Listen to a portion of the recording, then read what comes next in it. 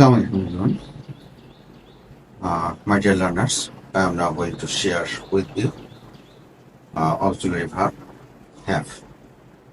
সুপ্রিয় শিক্ষার্থী বন্ধুরা, আমি তোমাদের সঙ্গে এখন একটা সাহায্যকারী ক্রিয়া অর্থাৎ অক্সিলারি ভার্ব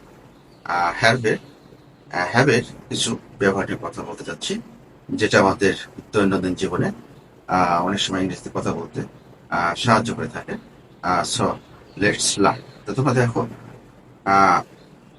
হ্যাভ এখানে আমরা অনেক সময় কারোর কাছে কিছু চাওয়া অর্থে বা জানতে চাওয়া অর্থে ব্যবহার করা হয়ে থাকে। এখানে সাধারণত এই ধরনের সেন্টেন্সের প্রথমে মরাল অক্সিলারি অর্থাৎ ক্যান অথবা মে আই হ্যাভ এই ধরনের তার সাথে শুরু হয়ে থাকে। যেমন দেখো, আমি এখানে উদাহরণ দিয়েছি যে may I have your bike please, অর্থাৎ এর বাংলাটা হচ্ছে যে আমি কি তোমার বাইকটা নিতে পারি অনুগ্রহ করে। থ্যাংক